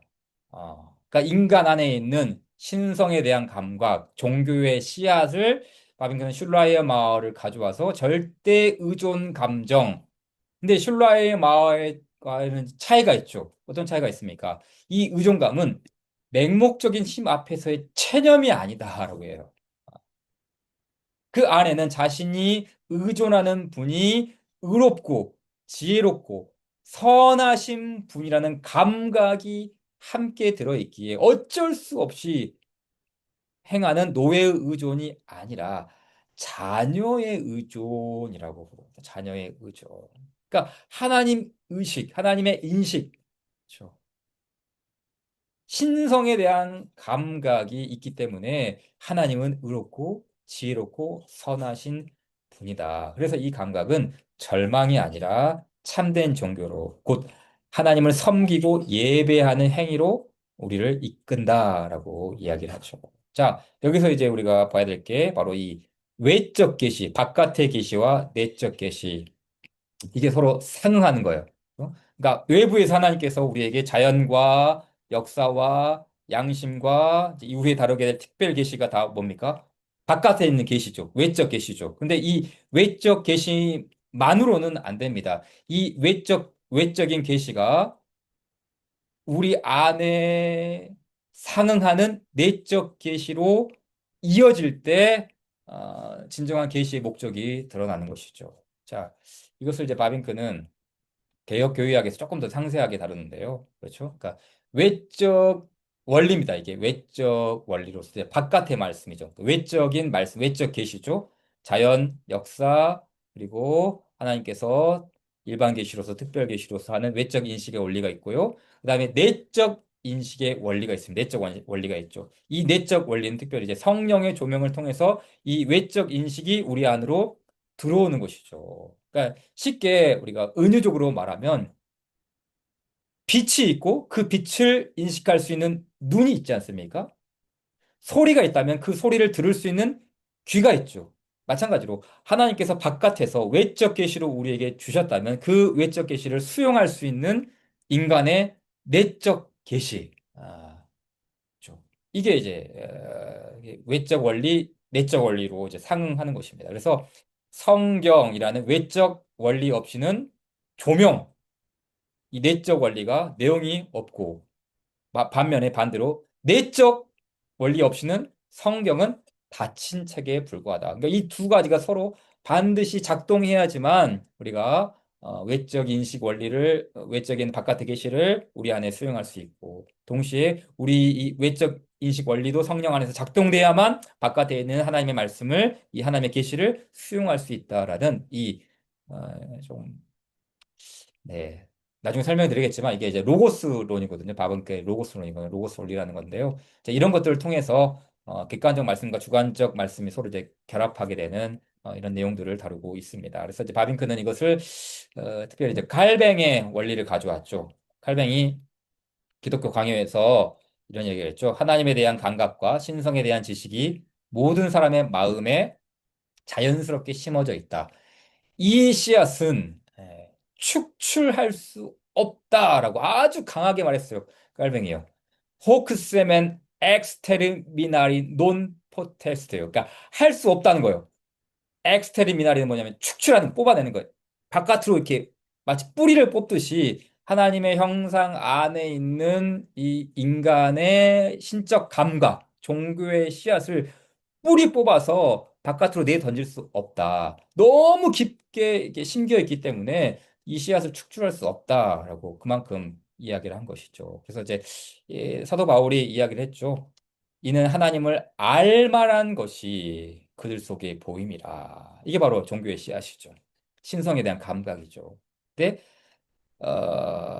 중요한 게 뭡니까? 능력과 신성이 그가 만드신 만물에 분명히 보여졌는데 나중에 이제 어떻게 합니까? 하나님을 알되 하나님을 영화롭게 하지 않죠. 네. 그러니까 하나님을 알긴 알지만 하나님을 올바르게 경외할 수 없는 것, 하나님을 경배할 수 없는 그렇죠. 이 씨앗만으로는 이제 부족하다라는 것들이 이제 분명하게 보여주는 것이죠. 그러니까 이 씨앗은 일종의 이제 일반 계시라고 할 수 있고 일반 은총이라고 말할 수 있겠죠. 그렇기 때문에 이 일반 은총과 일반 계시로는 부족하기 때문에 특별 계시, 특별히 특별 계시의 정점인 그리스도께서 오셔서 참된 지식, 그렇죠. 하나님을 아는 지식을 참되게 우리 가운데 주심으로써 이것을 회복해 나간다는 것. 이게 바로 이제 바빙크의 계시론의 측면을 할 수 있을 것 같아요. 자, 그래서 이제 성경에도 이제 이런 그 신성에 대한 감각, 영혼을 사모하는 마음 주셨지만 하나님의 진리를 거짓 것으로 인간이 바꾸었다. 그렇죠. 그래서 피조물, 참되신 하나님을 왜곡되게 경배하고 섬긴다라는 것들이 이렇게 내용이 남아 있습니다. 자, 바벤크의 개혁교육에서 이제 아까 그 제가 말했던 거 외적 계시죠. 외적이고 객관적인 계시가 있는 것이 아니라 내적이고 주관적인 계시가 있다. 이게 바로 이제 외적 계시와 내적 계시를 좀 중요하게 다루고 있다라는 사실이죠. 자, 이제 좀 넘어가도록 하겠습니다. 이 부분도 한번 좀 여러분들이 알면 좋을 것 같아서요. 좀 쉽게 좀 설명해 드릴게요. 그러니까 바뱅크는 이제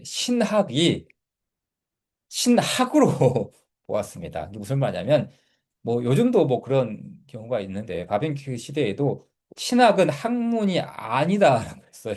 신학은 학문이 아니다. 그래서 신학은 학문이 아니기 때문에 이제 실천적인 것만 이제 신학교에서 가르치고 일반 대학교에서는 이제 종교학을 가르쳐야 된다. 그래서 신학과 종교학을 이제 분리해서 신학은 이제 목회 상담하고 설교를 어떻게 잘할 것인가는 이제 실천적인 것만 하고 이제 이런 실질적인 이제 종교에 대한 내용은 일반 대학에서 이제 배워야 된다라는 이제 그 이원화된 이런 이제 교육 방식이 이제 19세기 내라는 데 있었는데 바빙크는 그 반대했죠. 왜냐하면 신학은 학문이기 때문이죠. 신학은 학문이다. 왜 신학이 학문인가라고 했을 때 이 세 가지 그 형식 논리학을 가져옵니다. 그러니까 아리스토텔레스의 형식 논리인데요. 이제 세 가지를 기억하시면 좋을 것 같아요. 하나는 존재의 원리입니다. 그러니까 무엇이 그것을 존재하게 하는가. 그러니까 신학이라는 것이 어떻게 존재할 수 있는가. 그 존재의 원리가 뭔가라고 했을 때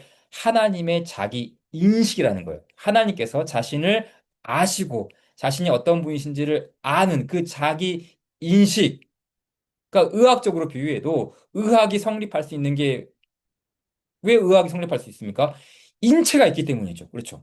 인체가 있어야지만 인간을 치료하고 인간을 회복하는 의학이 존재할 수가 있는 거겠죠. 신학도 마찬가지죠. 신학도 하나님이라는 존재가 있고 그 하나님이 자식이 자신을 아셔야지만이 그 존재의 원리로서 신학이 근거할 수 있다라는 것이죠. 두 번째는 실존의 원리입니다. 무슨 말이냐면, 그러면 그 존재 원리가 현실적으로 어떻게 성립하게 되는가? 그 조건이 무엇인가라고 했을 때 하나님의 계시입니다. 그렇죠? 그러니까 하나님이라는 분이 계시고 존재하시고 그분이 자신을 계시하실 때 신학은 신학으로서 성립이 된다라는 사실이죠. 의학으로 비유하면 인간의 몸이 있는데 인간의 몸에서 질병이 발생하죠. 질병이 나타나죠. 그렇죠? 그 질병을 탐구하고 그 질병이 어떤 현상을 잇고 있는지 그것을 해 나갈 때 의학이 성립할 수 있는 거 아니겠습니까? 실존의 원리도 마찬가지라는 것이죠. 하나님께서 존재의 원리로 계시다면 그 하나님께서 자신을 계시하실 때, 자신을 드러내실 때 그 신학이 실존적으로 이제 존재하게 되고 그다음 중요한 게 인식의 원리입니다. 자, 그러면 어떻게 그 계시, 하나님이 존재하시고 하나님이 계시하신다면 그것을 어떻게 우리가 인식할 수 있는가라고 했을 때 성경과 성령의 조명이라는 것이죠. 그렇죠? 그러니까 이게 외적 계시라면 이게 내적 계시죠. 성경과 성령의 조명을 통해서 우리가 하나님께서 계시고 하나님께서 자신을 계시하신다는 이 내적 주관성을 인식함으로써 인식의 원리가 작동될 수 있다. 의학으로 비교하자면 그 의학 인간이라는 존재가 있고 이 신체에서 질병이 발생한다면 그 질병을 탐구하고 그 질병을 회부하고 그 질병을 탐구함으로써 의학이 성립할 수 있는 것처럼 신학 역시 종교학이 아니라 인간의 종교적 현상을 탐구하는 것이 아니라 신학이 신학으로 성립할 수 있는 것이 바로 이러한 보편적 틀을 사용하기 때문에 신학은 반드시 신학이 된다. 그러니까 계시죠, 계시. 그렇죠. 하나님 반드시 실존하신다면 그분이 계시하신다는 이 계시 중심의 신학을 세워나갔다는 게 이제 바빙크 당시에 아주 독특한 신학적 관점이라고 말할 수 있을 것 같아요. 자, 이제 4장으로 넘어가도록 하겠습니다. 네, 4장. 우리 한번 같이 읽어주시겠습니다. 우리 장준영님 읽어주실 수 있으신가요? 네, 네, 감사합니다. 읽어주시면 감사하겠습니다. 6장에서 우리는 일반 계시의 존재와 성격을 살펴보았습니다. 이제 바빙크는 이번 장에서 인류의 역사 전체를 일반 계시의 빛 아래서 검토합니다. 일반 계시를 통해 인류는 무엇을 이룰 수 있고 무엇을 이루지 못했는가? 바빙크는 두 가지 오류를 동시에 경계합니다. 일반 계시를 너무 높이 평가하여 특별 계시의 필요성을 희미하게 만드는 오류와 너무 낮추어 인류 문명의 성취를 아무것도 아닌 것으로 본 오류가 그것입니다. 그는 인류 문명이 일반 계시에 얼마나 깊이 의존하고 있는지, 그리고 동시에 그 빛만으로는 왜 충분하지 않은지를 보여줍니다. 이 장은 이후 전개될 특별 계시의 필요성을 역사 전체를 통해 드러내는 장입니다. 네, 그렇죠. 여기서도 이제 일반 계시의 가치를 이제 인정하지만 일반 계시는 한계가 있다라는 것이죠. 그래서 일반 계시의 어떤 독특한 측면과 중요성을 강조하고 동시에 그 한계를 설명한 다음에 5장에서 이제 특별 계시를 다룹니다. 자, 해설 우리 계속 해주시면 감사하겠습니다. 계속 해주실래요? 바빙크는 타락 이후 인간의 역사가 진행되는 방식을 주목합니다. 하나님은 아담과 하와가 죄를 범한 그날 즉각적인 심판을 내리시지 않았습니다. 그들은 죽지 않았고 지옥으로 보내지지 않았으며 오히려 땅 위에서 살아갈 과제를 받았고 구원의 씨앗이 될 약속을 받았습니다. 이 사실에서 바빙크는 중요한 신학적 관찰을 끌어냅니다. 타락 이후의 세계는 진노와 은혜, 심판과 인내, 저주와 축복이 뒤섞인 복잡한 조건 속에 놓이게 되었다는 것입니다. 우리가 사는 세계가 그처럼 복잡한 것은 우연이 아닙니다. 홍수 이후 하나님은 노아와 언약을 맺으십니다. 바빙크는 이것을 자연 언약이라고 부릅니다. 이 언약의 내용은 의미심장합니다. 네, 일반 계시 혹은 일반 은총의 그 근거, 신학적 근거가 어디 있냐면 바로 이제 홍수 이후 노아와 맺은 언약, 노아 언약이죠. 이 노아 언약을 혹은 자연 언약이라고 그러는데 이 자연 언약으로부터 이제 일반 은총론이 나오는 것이죠. 그러니까 이제 칼뱅이 이제 이것을 잠깐 이제 언급했고 아브라함 카이퍼가 이것을 자신의 일반 은총론에서 아주 방대하게 노아 언약론을 다루죠. 바로 이 노아 언약에서 일반 은총 교리가 나오죠. 이것을 동일하게 이제 바빙크 역시도 받아들여서 이 노아 언약과 그리고 일반 은총 혹은 이것을 이제 자연 언약이라고 불렀습니다. 자, 계속해서 읽어주시면 고맙겠습니다.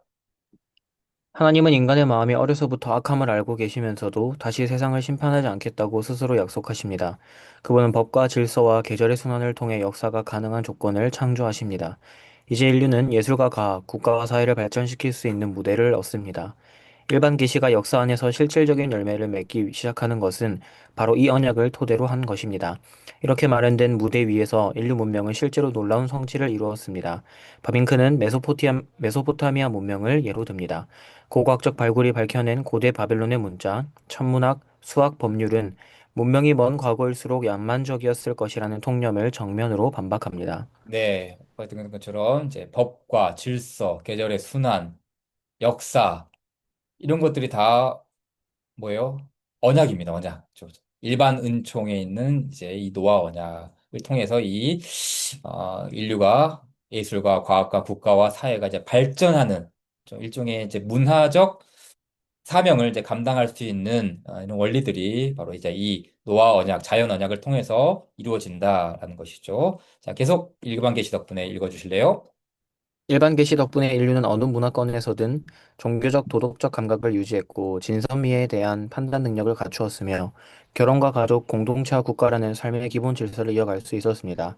일반 계시 덕분에 인류는 짐승으로 전락하지 않고 인류로서 존재를 유지한 것입니다. 그러나 바빙크는 여기서 멈추지 않습니다. 이 모든 성취에도 불구하고 인류는 일반 계시의 빛 안에서 하나님을 알지 못했습니다.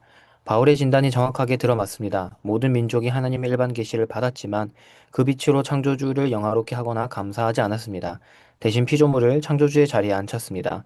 바빙크는 바벨론의 해, 달, 별 숭배에서 이집트의 동물 숭배까지 다양한 형태의 우상 숭배가 사실상 동일한 근본을 공유한다는 점을 보여줍니다. 계속. 형태는 달라도 모든 이교 종교에는 공통된 특징이 있습니다. 하나님과 세계의 경계가 지워지고 창조주의 거룩함이 상실되며 죄의 심각성이 망각됩니다. 그리고 어떤 형태로든 인간의 힘으로 구원을 얻으려는 시도가 그 중심에 자리합니다. 바빙크는 공자, 붓다, 자라투스트라, 무함마드와 같은 개혁자들에 대해서도 주의 깊게 살핍니다. 그는 이들이 자기 시대의 종교적 타락에 맞서 진지하게 씨름했던 인물들임을 인정합니다. 그러나 이들의 개혁은 나무의 가지를 쳤을 뿐 뿌리를 뽑지는 못했습니다. 이교 종교와 정도의 차이는 있지만 종류의 차이는 아닌 것입니다. 신과 인간 사이의 참된 화해, 죄의 본질, 은혜의 실천, 은혜의 실체, 이것들은 일반 계시의 비단에서는 끝내 발견되지 않았습니다. 바빙크는 이 장을 요한복음 1장과 고린도전서 1장의 말씀으로 마무리합니다. 빛이 어둠 속에 비추었지만 어둠은 이해하지 못했습니다. 세상은 지혜를 축적했지만 그 지혜로 하나님을 알지 못했습니다. 일반 계시는 인류가 존재를 유지하고 통일성을 보존하며 역사 속에서 문명을 발전시킬 수 있도록 붙들어 주었습니다. 그러나 그 빛으로 인류는 하나님께 나아가지 못했습니다. 그것이 일반 계시의 가치이자 한계입니다. 네, 감사합니다. 자, 여기서 이제 일반 계시에서 좀 보아야 될 게 뭐냐면은 이제 종교론이 나옵니다. 종교론. 그러니까 이방 종교에 기독교와 공통된 특징이 있다라는 거예요. 아, 뭐겠습니까? 공통된 특징. 다른 게 아니죠. 여기 구원, 그렇죠. 구원의 종교라는 거예요. 그렇죠. 구원의 종교죠. 그러니까 이방 종교에서도 뭐 다양한 형태로 나타나고 다양한 방식으로 드러나지만 궁극적인 건 뭡니까? 구원이죠, 구원. 그렇죠. 우리가 흔히 무속 신앙에서도 마찬가지죠. 우리가 점집에 가고 부적을 얻고 사주팔자를 보고 이게 하는 이유가 뭡니까? 해를 당하지 않기 위해서죠. 뭐 속된 말로 무당들이 뭐 물 조심해라, 여름에 물 조심해라. 그게 뭡니까? 자기가 해를 받지 않게 해서 구원을 받기 위해서 그렇죠. 이런 이제 무속 신앙 안에서도 구원의 필요성을 강조하는 게 다 모든 종교의 공통적인 특징이라는 것이죠. 근데 또 하나는 이제 근데 이 이방 종교에는 창조주의 거룩함이 상실된다라고 했어요. 그러니까 이게 무슨 말이냐면 그러니까 요 도표를 한번 제가 보여드리면 조금 더 쉬울 것 같아요. 자, 이게 보이시나요? 자, 우리는 흔히 일반 종교학에서도 그래요. 종교는 진화했다 그러면 진화. 그러니까 이 물신 숭배, 주술, 뭐 애니미즘, 마술 이런 것들로부터 다양한 다신론이 나오고 다신론에서 유일신론 이렇게 종교가 진화했다고 말합니다. 이제 진화론적 입장에서 아주 고대 시대에는 정말 이 자연을 숭배하고 물질을 숭배하고 막 주술과 이런 것들을 하다가 인간이 조금 더 나아지니까 이제 유일신을 섬기는 어떤 그런 이제 과정으로 나아갔다는 것이 종교 진화론자의 입장이에요. 근데 바빙크는 종교가 진화했다고 보지 않습니다. 종교가 퇴화했다고 봅니다. 자, 왜 그런가? 순수한 하나님 지식이 있었다는 거예요. 그러니까 아담과 그리고 그의 아들 셋, 그렇죠? 뭐 노아, 무드셀라, 뭐 아브라함 이렇게 이어지면서 하나님에 대한 그 순수한 지식이 이렇게 쭉 이어지다가 물론 이제 그 가운데에 뭐 가인이 타락하고 여러 가지 일들을 통해서 특별히 이제 바벨탑 사건을 통해서 민족들이 분산되죠. 그때부터 그 구전으로부터 전해 내려온 하나님의 순수한 지식들이 왜곡되고 타락하고 잘못되었기 때문에 이제 다른 종교들이 발생하기 시작했다는 것이죠. 음.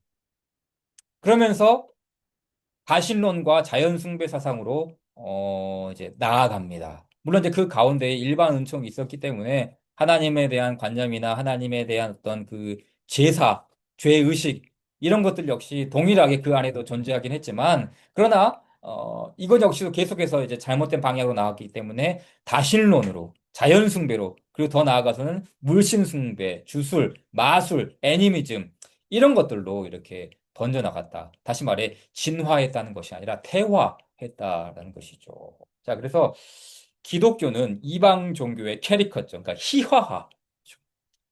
참된 영적 실제로 완성하는 모든 종교의 성취가 바로 참된 종교인 기독교여기죠. 참된 종교의 기독교죠. 그렇죠. 그래서 이제 이 참된 종교로부터 이게 퇴화한 것이 이제 이 이방 종교의 특징이다. 그렇기 때문에 이방 종교 안에서도 이렇게 퇴화했기 때문에 비록 퇴화는 했지만 그러나 여전히 구원을 추구한다. 동시에 이방 종교 안에도 있는 게 뭐냐면 계시라는 거예요, 계시. 자, 이방 종교 안에도 계시가 왜 있는가라고 했을 때, 자, 보세요. 이방 종교에서도 아까 얘기했듯이 악으로부터의 구원을 추구합니다. 그렇죠? 내가 해를 입지 않는 것, 내가 잘못되지 않는 그런 이제 구원을 추구하죠. 그리고 궁극적인 행복, 최고의 선, 아름다운 것들, 좋은 것들을 내가 획득하고자 합니다. 뭐 대박 나기를 원하는 거죠. 그리고 어떤 신적인 존재와의 교제, 하나님과의 어떤 교제, 어떤 신적인 대상과의 화해, 이런 것들을 종교 안에서도 추구하죠. 자, 이것이 이제 신론, 인간론, 구원론으로 이어지는데요. 자, 무슨 말인가 하면, 자, 이방 종교에서도, 일반 종교에서도, 자, 신론이 필요합니다. 왜요? 그 신이라는 존재가 구원의 주체가 되어지기 때문이죠. 그렇죠? 그게 붓다가 됐든지, 그게 뭐 어떤 뭐 애니미즘이 됐든지, 그게 어떤 무당이 됐든지, 그 신적인 존재가 있어야지만이 나를 구원해 줄 수 있겠죠. 구원의 주체죠. 동시에 나라는 대상, 인간으로 들어가죠. 왜냐하면 인간의 기원, 그리고 인간의 죄와 비참, 그리고 미래의 희망과 이런 모든 것들이 어, 우리 안에 있는 것이 아니라 계시로만 이제 발견이 가능하기 때문이라는 것이죠. 즉, 이 구원의 대상인 나라는 이 존재가 악에서부터 구원받고 최고선을 획득하기 위해서는 내가 누구인지, 나 자신이 어떤 대상인지를 분명히 알아야지만이 알 수 있다는 것이죠. 그리고 이제 구원론도 등장하죠. 구원론. 그렇죠. 이러한 이제 신이라는 존재로부터 어떤 이런 무속이라는 것들로부터 내가 구원을 받기 위해서는 그 방편이 필요하다. 그래서 무속 신학에서는 부족을 해결된다. 푸닥거리를 해야 된다. 또 일단 이방 종교에서는 제사를 지내야 된다. 혹은 재물을 바쳐야 된다. 이런 구원의 방편. 그러니까 이런 모든 것들이 다 뭐예요? 하나님의 계시. 그렇죠? 일반 계시 안에, 그렇죠? 특별 계시가 아니라 원래 있었던 그 하나님의 계시로부터 이렇게 이어져 왔는데 이 계시가 왜곡되고 잘못되고 이방 종교로 흘러갔기 때문에 잘못된 방식으로 이렇게 이방 종교 안에서도 이런 신론과 인간론과 구원론이 등장하고 있다라는 것이 바빙크의 어떤 종교론의 특징이죠. 그래서 이제 일반 계시 안에서 종교를 볼 수 있고 그 종교가 참된 종교인 바로 진정한 계시의 종교인 기독교 안에서 줄 수 있다라는 것들을 이제 이 내용이 가르쳐 주고 있습니다. 그래서 요 내용들은 뭐 제가 다음 시간에 한 번 더 정리해 주도록 하겠습니다. 그래서 오늘은 이제 4장까지 시간이 됐기 때문에 마무리 짓고요. 네, 5장 이후부터는 이제 다음 주부터 조금 더 이렇게 속도를 해서 진행하도록 하겠습니다. 잠시만요. 네. 이제 녹화를